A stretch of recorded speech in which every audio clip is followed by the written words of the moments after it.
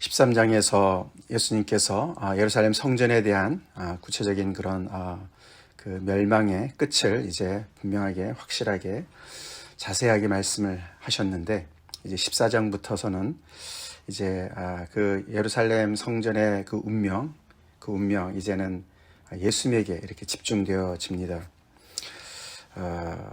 예수님께서 그 예루살렘 성전을 중심으로 한 그 종교 당국자들에 대한 하나님의 심판을 이제 말씀을 하셨는데, 이제부터는 그 당국자들이 이제 예수님을 죽이려고 하는 그런 이야기로 이렇게 초점이 바뀌어집니다. 사실 예루살렘 성전의 운명과 예수님의 정말 죽음과 굉장히 직결되어져 있죠. 결국에는 세상의 모든 죄를 짊어지고 가시는 분이시지만, 특별히 이 하나님의 정말 이 선택받은 이스라엘 백성들, 그 중에서도 그들의 그 불신앙의 가장 그 핵심의 모습에 서 있는 예루살렘 성전의 그 운명을 예수님께서 지시고 그 모든 것을 지시고 이제 대속의 죽음을 가시는 길이죠. 그래서 오늘 본문에서도 보면 예수님을 죽이려고 방도를 구체적으로 이제 구하는 그런 대제사장들과 서기관들, 물론 장로들은 이제 거의 표현에 빠졌지만 똑같은 무리들이죠. 그들의 그런 이야기와, 그리고 그런 정말 기회를 찾는데도 이제 정말 기회를 찾지 못하는 사람들에게 그 기회를 제공해주는 예수님의 열둘 중에 하나인 가룟 유다가 이렇게 등장을 합니다. 그래서 정말 너무나 급격하게 예수님의 이제 죽음이 이렇게 이제 부각이 되는 그런 장면, 그런 순간에 저희가 와 있습니다. 아무래도 많은 사람들이 모여 있는 그런 유월절 또 무교절, 우리가 잘 아시지만 이제 이들의 그 유월절은 한 해 시작의 그런 니산 달이라 그러죠. 시작하는 달에 14일 저녁부터 시작이 되죠. 해가 졌을 때 그때부터 시작해서 그 다음 날까지가 유월절이죠. 유월절. 그리고 사실 유월절은 뭐 이제 시간을 따지고 보면 한 12시간 정도밖에 안 되죠. 그 다음에 이어지는 게 무교절이 아닙니까? 그래서 이제 그런 그 명절을 지내기 위해서 많은 사람들이 인근 각처에서 예루살렘 성전을 찾았습니다. 그러니까 예루살렘 성전을 맡고 있는 많은 사람들이 굉장히 이제 조심해야 되는 그런 상황이 되고, 혹시라도 밀란이 일어날까봐, 그래서 특별히 이제 사람들을 자극하는 일은 조심해야 되는 상황이고, 예수님을 정말 찾기도 어렵고 이제 이런 상황이 있기 때문에 예수님의 그런 정말 지금까지 이렇게 여러 번 만나봤지만 분명히 살려놔서는 안 되는 그런 인물로 이제 그렇게 자기 나름대로 이제 결론을 내리고 구체적으로 이제 때를 잡아서 기다려야 되겠다 생각하는 중에 있었습니다. 가룟 유다는 무슨 이유로 예수님을 이렇게 넘겨 주었을까? 그 이유가 이렇게 여기 오늘 본문에 정확하게 드러나지는 않습니다. 예수님을 지금까지 따라왔는데 지금 예수님께서 본인의 생각과는 영 다르게 이렇게 행동하시기 때문에 거기에 대한 실망감일까? 그렇게 따지면 사실 다른 11제자도 마찬가지입니다. 그렇죠? 아직도 예수님을 이해하지 못합니다. 예수님께서 여러 번 당신이 돌아가실 것을 말씀하셨지만 아직도 감을 못 잡고 있는 제자들이죠. 가룟 유다는 무엇에 이렇게 정말 엄청나게 정말 실망을 더해서 다른 제자들보다도 그걸 또 행동으로 옮기는지 모르겠어요. 그렇죠? 그래서 배신뿐만 아니라 돈까지 챙기면서 예수님을 넘겨주겠다고, 그리고 기회를 찾는 그렇게까지 정말 갔는지 참 너무나 안타까운 상황입니다. 그렇게 암울한 이야기가 앞뒤로 이렇게 있으면서 그 중간에 굉장히 정말 참 너무나도 아름다운 이야기가 들어가 있죠. 우리가 잘 아는 옥합녀라 그러죠. 옥합을 바친 여인의 이야기입니다. 이 여인은 끝까지 무명으로, 그죠? 이름이 나오지 않습니다. 심지어는 예수님께서 맨 마지막에 그 여인을 정말 칭찬하시면서 9절에 내가 진실로 너에게 이르노니 온 천하에 어디서든지 복음이 전파되는 곳에는 이 여자가 행하는 일도 말하여 그를 기억하리라. 그렇게 어마어마한 정말 일을 행한 그 여인인데도 거의 끝까지도 이 여자 이렇게 표현을 하죠. 이 정말 이름이 나오지 않습니다. 우리가 다른 복음서를 보면은 마태복음에도 나오고 누가복음에도 이제 옥합녀 얘기가 나와요, 그렇죠? 요한복음에 나옵니다. 그렇지만 좀 달라요, 그렇죠? 좀 구체적인 그런 자세한 내용은 다릅니다. 사실 요한복음 12장에 나오는 그 옥합을 깨뜨린 여인의 이름은 마리아라고 그러죠. 마리아 마르다. 그래서 이 베다니에 있었던 그 나병 환자 시몬이 아니라 죽었다 살아난 나사로, 그렇죠? 나사로의 그 오누이들인데 그렇게 이제 기록을 했는데 여기는 다릅니다, 그렇죠? 셀링이 달라요. 나병 환자 시몬의 집이다 이렇게 나옵니다. 그리고 한 여자가 거기에 와서, 이 여자는 거기에 사는 사람이 아니었습니다. 외부에서 들어온 사람이었어요. 그렇기 때문에 좀 다릅니다. 또 누가복음에도 또 다르죠. 누가복음은 또 이렇게 예수님의 마지막 그 고난 주간에 이런 일이 벌어진 것이 아니라 그 전에 갈릴리에서 벌어진 일입니다. 다르지만 여러 가지 그 상황을 봤을 때 이게 한 번의 사건인가 두 번의 사건인가 정하지는 않습니다만 마가에서 나오는 이 마가복음에서 나오는 이 여인은 이름이 없는 나병 환자 시몬의 집에 직접 가서 예수님에게 그 향유를 부은 여인입니다. 나병 환자 시몬의 집이다. 지금 나병 환자라면은 거기 사람들이 모이지 못하겠죠. 그러니까 아마 나병이 있었는데 예수님을 통해서 고침을 받은 사람 중에 하나였지 않았을까 추측을 해볼 수가 있습니다. 예수님께서는 베다니에 이렇게 이 고난 주간 동안 낮에는 예루살렘 성전을 찾으셨다가 밤에는 또 베다니로 이렇게 또 나가셔서 거기서 쉬시고 그렇게 하셨었습니다. 그죠? 지금까지 한 2번 정도 기록이 나왔었는데 아마 그 중에 한 집이 아니었을까 우리가 추정해 볼 수가 있죠. 그런데 이제 그 집에 계실 때에 식사를 하실 때에 한 여인이 등장을 했습니다. 그냥 온 것이 아니라 매우 값진 향유, 그 순전한 나드 한 옥합을 가지고 와서 그 옥합을 깨뜨려서 예수님의 머리에 부었다. 전체를 다 부은 것 같습니다. 밑에 보면은 계산이 빠른 제자들이 얘기하는데 300데나리온 이상에 팔아서 가난한 자에게 줄 수 있었다. 그 가치를 압니다. 300데나리온이니까 뭡니까? 이상이니까 장정 1년치 봉급이에요. 그렇죠? 연봉입니다. 그 연봉을 한순간에 날렸다. 그렇게 이제 화를 냈다고 얘기하죠. 어떤 사람들이 화를 냈다. 다른 복음서에는 가룟 유다가 특별히 또 등장을 하고 아마도 제자들을 중심으로 한 무리들이 전체가 너무나 거기에 이제 막 너무 놀라고 격분을 한 것 같습니다. 여기 화를 냈다는 이 표현이 똑같은 동사가 예수님께서 제자들이 어린아이들을 이제 막아섰을 때 그때 화를 내셨었어요. 그렇죠?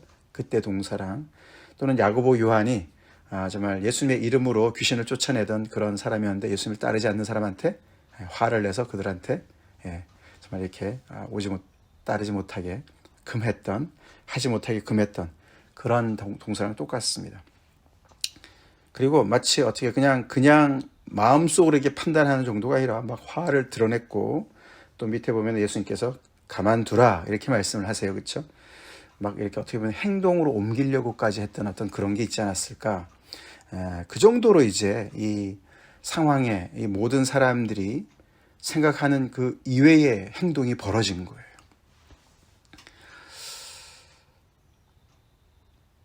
예수님의 제자들을 중심으로 한 무리들은 지금 예수님의 그 옆에 모여서 같이 식사를 하면서 무슨 생각을 했길래 이 여인의 이런 행동이 너무나도 상황에 걸맞지 않은, 그리고 너무나 그것을 낭비라고 표현했습니다. 그죠? 낭비. 그 가치도 엄청나게 낭비지만 이 여인이 행한 이 행동이 전혀 어울리지 않는, 이 상황에 어울리지 않는 그런 것으로 본 거예요. 그래서 화를 냈습니다. 근데 거기에 반해서 예수님은 그 여인의 그런 모든 그 행동과 그런 헌신이 지금 예수님의 마음에 꼭 맞았다라고 표현하는 거나 마찬가지예요. 그가 나에게 좋은 일을 하였다. 제자들이 그렇게 얘기했습니다. 그렇죠? 너가 이것을 팔아서 그 돈을 가지고 좋은 일을 할 수 있었을 텐데 왜 이렇게 낭비하느냐? 사실 그 이야기를 예수님께서 받으셔서 말씀하시는 거죠. 아니야, 이 여인이 나에게 좋은 일을 행했어. 그러시면서 그는 힘을 다해서 내 몸에 향유를 부어서 내 장례를 미리 준비한 거야 라고 말씀을 하셨습니다. 그 말이 이 여인이 그 모든 걸 다 알아서 그렇게 했다 그런 이야기보다도 이 여인은 그냥 예수님에 대해서 무슨 이유인지 모르지만 너무나도 감사한 마음이었겠죠. 그렇죠? 뭔가 가지고 있었던 것이죠. 어떻게 이 감사함을 표현할 수 있을까? 여러 가지로 궁리를 했겠죠. 기도를 했을지도 모릅니다. 유대인이라면 그렇죠? 그래서 본인이 정말 아끼고 아꼈던 어떻게 하면은 시집 살림 미천일지도 모르겠습니다. 예, 그것을 어떻게 보면 전 재산일 수도 있겠고 그것을 그 예수님의 머리에다 그냥 다 부어서 예수님이 얼마나 귀하신 분이신지 나에게 이렇게 귀한 분이신지 내가 얼마나 정말 내 전부를 드려도 아깝지 않은 그런 분이신지를 그냥 표현하고 싶었던 그런 마음이었겠죠. 근데 그것이 예수님의 이런 그 죽음을 앞두고 있는 상황과 맞아떨어져서 예수님이 그것을 내 몸에 향유를 부어서 내 장례를 미리 준비한 것이다. 예수님의 죽음은 이렇게 모든 절차를 다 밟아서 장례를 할 수 있는 상황이 아니기 때문에 그렇죠. 마치 하나님께서 이 여인을 보내주셔서 미리 그것을 준비하도록 내 장례를 미리 준비하도록 내 때가 왔음을 이렇게 알리는 그런 신호탄으로 이 여인이 이렇게 헌신을 한 거기 때문에 나에게 좋은 일을 행한 것이다. 예수님의 마음에는 지금 벌써 오래전부터 가이사랴 빌립보 지방에서부터 그 제자들이 주는 그리스도십니다라고 말을 한 그 순간부터 계속해서 이 예루살렘이 정말 목적지셨고 예수님의 마음속에는 계속해서 이제 그 정말 종교 지도자들에게 버림받고 고난받고 버림받아 정말 거절당해서 수치를 당하시고 죽으시는 그 일이 계속해서 마음에 있으셔서 제자들한테 이렇게 여러 번 상황을 통해서 말씀을 해주셨어요. 예수님의 그 마음 중심에 당신의 죽음이 계속 자리를 잡고 있었는데 제자들은 영 딴 생각을 하나 봅니다. 그렇죠. 그래서 예수님께서 온 천하에 어디서든지 복음이 전파되는 곳에는 이 여자가 행한 일도 말하여 그를 기억하리라 라고 말씀하실 정도로 그렇게 이 여인의 이 모든 행동이 예수님께서 지금 행하시는 순종하시는 그 복음의 길과 맞아떨어졌다는 것이죠. 그만큼 닮았다는 것이죠. 오늘 이 매일 성경에 잘 표현했어요. 복음의 가치를 행동으로 고스란히 담아낸 여인의 헌신이다. 좋은 표현입니다. 복음의 가치를 드러낸 여인의 헌신이다. 즉 예수님께서 당신의 목숨을 이렇게 내어놓으시는 것은 하나님께서 가장 귀한 아들을 내어주셔서 그렇죠? 이 죄 많은 세상을 향해서 낭비하시는 것과 같은 그런 그림과 맞아떨어진다는 거예요. 그래서 이 여인의 어떤 이름이 중요한 것보다도 이 여인의 행동이 중요하죠? 중요해요. 복음을 닮은 헌신의 모습이라는 거예요. 그래서 복음이 전파되는 곳에 곳마다 이 말씀이 이 여인의 행한 일이 말해지고 기억이 되게 하는 이유가 이 여인의 헌신도 중요하지만 또 이런 하나님의 이런 정말 이 복음 앞에 우리가 마땅히 반응해야 되는 모습을 또 보여주기 때문에 또 전파되는 줄로 믿습니다. 그렇죠?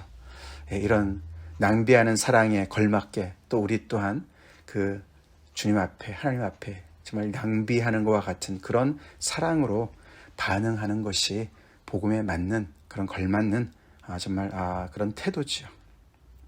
이래저래 이 여인의 모습이 이 모든 이 남정네들 예수님을 중심으로 한 이 모든 무리들은 전혀 딴 생각하고 모르겠습니다. 곧 이제 6월절이기 때문에 정말 이 나라의 해방이 예수님을 통해서 이루어지는 거 아니냐. 야고보와 요한이 정말 우리를 한 사람은 오른쪽에 한 사람은 왼쪽에 그렇게 얘기를 하면서 예수님께서 정말 책망하시고 또 가르쳐 주셨지만 계속 여전히 그 마음속에 그런 것이 남아있는지 모르겠습니다. 그렇죠?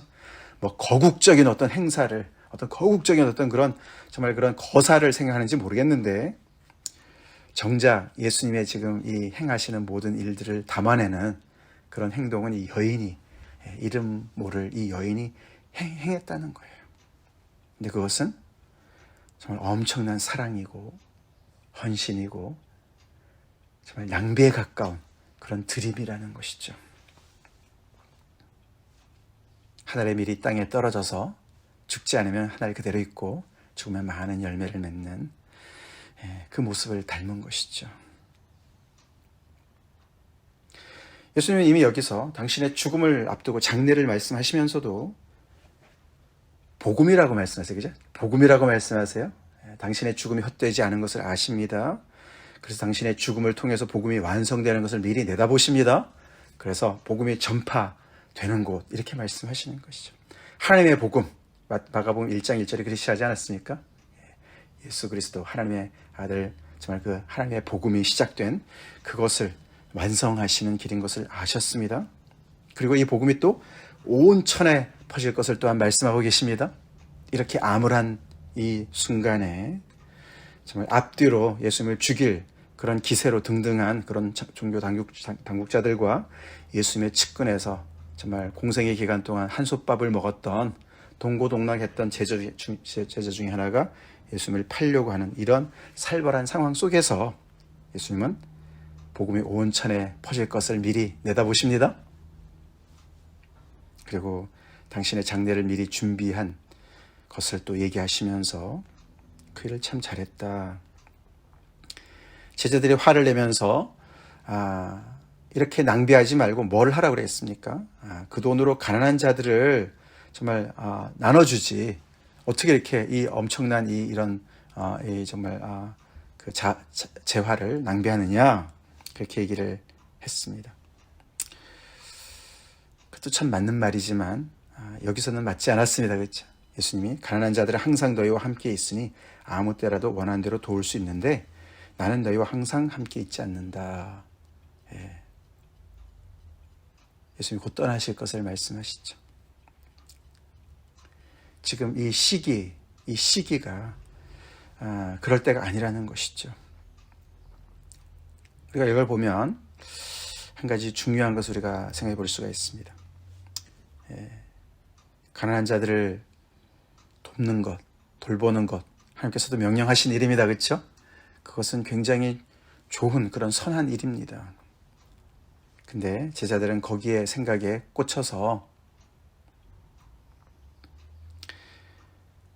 지금 예수님께서 곧 떠나신다는 생각을 전혀 못하고 있고 그리고 이 여인이 하는 일이 최선인 것을 알지 못합니다. 즉 차선이 최선을 막고 있는 거예요. 그렇죠? 차선이 최선의 적이 된 것이에요. 우리는 많은 경우에 있어서 이렇게 일반적인 선을 생각하다가 그 순간에 가장 최고의 선을 놓칠 때가 많이 있다는 것이죠. 그렇죠? 그래서 그 당시에 그 순간에 최고의 선을 하려면은 보통 사람들이 그런 상황을 이해하지 못하는 사람들의 눈에는 그것이 낭비로 보이는 그런 것이 비일비재하지요. 그래서 우리는 많이 잽니다. 그렇죠? 재요.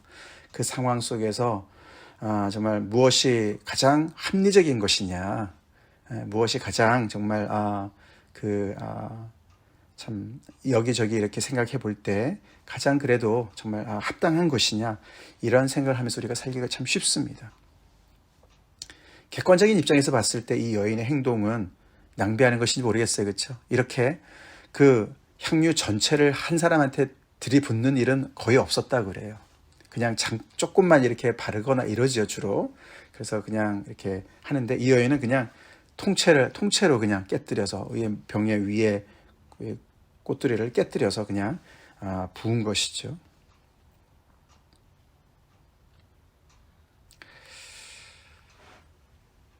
그래서 이해를 못하는 많은 사람들 그것을 낭비로 보는 것이죠. 우리가 이렇게 신앙생활 하다 보면 주변에서 낭비같이 보이는 그런 헌신을 하는 사람들을 종종 봅니다. 그렇죠? 종종 봐요. 우리가 혹시 그런 하나님을 사랑해서 자기의 마음을 하나님 앞에 표현하는 것을 이렇게 굉장히 합리적인 그런 관찰로 판단으로 저 사람 참 광신적이네 그런 말 할 때가 혹시 있지 않습니까? 조심해야 됩니다. 조심해야 돼요. 내가 그런 마음이 없기 때문에 그렇게 판단할 수가 있어요. 나는 주님 앞에 이렇게 낭비적인 헌신을 해본 적이 있나? 이런 것도 생각해 봐야 됩니다. 늘 합리적인 생각만 합니까? 따집니까? 우리 주님께서, 하나님께서 따지셔서 우리에게 이렇게 아들을 내어주신 것일까요? 낭비하셔서, 그쵸? 넘치도록 우리에게 사랑을 베푸셨습니다. 나의 헌신은 어떤 것인가 생각해 봐야 됩니다. 아끼고 아끼면서 조금씩 주님 앞에 드리는 그런 헌신인가? 정말 내 마음을 온전히 정말 그 넘치는 사랑을 정말 표현할 때 이렇게 확실하게 표현하는 그런 헌신인가?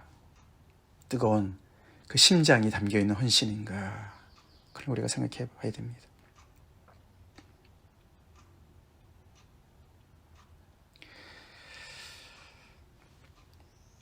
예수님의 이 속마음을 이 무명의 여인이 알아주신 것처럼, 드린 것처럼 그렇게 정말 이 정말 앞뒤로 이렇게 정말 깜깜한 그런 지금 현실 속에서 정말 아름다운 이 헌신이 빛이 납니다. 예수님께서 얼마나 반가우셨을까, 그쵸? 그 여인이 뭘 알고서 안 한 거라 할지라도 그런 헌신, 그 헌신이 정말 얼마나 아름답게 보였을까요? 반갑게 느껴졌을까요? 하나님께서 보내신 여종인 것 같습니다. 그렇죠? 우리 주님 앞에, 하나님 앞에 이렇게 복음에 걸맞는 헌신하며 삽시다. 아멘. 하나님께서 먼저 우리를 향해서 아들을 낭비하는 것 이상의 그런 헌신으로 우리를 찾아오셨습니다. 그 앞에 마땅한 반응이 뭘까요? 계산하는 마음일까요? 아마 그렇다고 다 드려야 된다 이런 말씀드리는 거 절대로 아닙니다. 우리의 마음에 어떤 그 뜨거움이 담겨있는 헌신을 얘기하는 것이죠. 제가 교수 자리 내려놓고 주님을 따랐다 이런 얘기를 들으면 사람들이 뭐라 그래요. 정신 나갔다고 얘기하는 사람도 있었고, 아니 교수하고도 할 수 있잖아 이렇게 얘기를 했어요. 근데 그때 제 헌신의 마음은 그거였어요. 제가 무슨 교수 자리를 내려놓고 내가 목사가 돼야지 이런 생각이 있었던 것도 아니고요. 그냥 형제로서 복음을 앞장세우고 주님 앞장세우고 살기 원했고, 주님에 비해서 교수 자리 아무것도 아니었고, 그래서 저의 마음이었어요. 저희 부부의 마음이었어요. 그걸 그렇게 판단하는 사람들이 있더라고요, 보니까. 별것도 아니지만, 이 여인에 비해서 별것도 아니겠지만, 그런 우리의 헌신의 마음이 주님 앞에 드러나는, 묻어나는 그런 헌신, 우리 신앙생활 합시다. 다 같이 기도하겠습니다. 하나님 감사합니다. 예수님의 죽음이 이제 코앞에 당도해서 점점 더 너무나 살벌해지고 깜깜해지는 현실인데, 오늘 이렇게 무명의 한 여인이 주님 앞에 이렇게 사랑의 마음을, 헌신의 마음을 담아서 낭비하는 것처럼 보이는 그런 아버지 헌신을 주님께 드리는 것을 저희가 또 묵상합니다. 우리 주님의 마음이 얼마나 흡족하셨을까.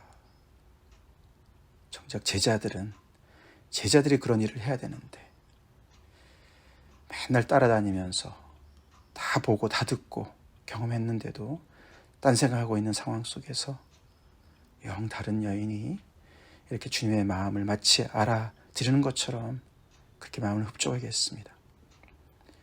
주님, 저 행여나 제자들처럼 이렇게 따로 노는 그런 저희들 되지 않게 도와주시고, 늘 주님의 마음에 가까이 머물며 주님이 기뻐하시는 복음에 걸맞는 그런 반응을 하며 주님을 따라가는 제자들 되게 하여 주시옵소서.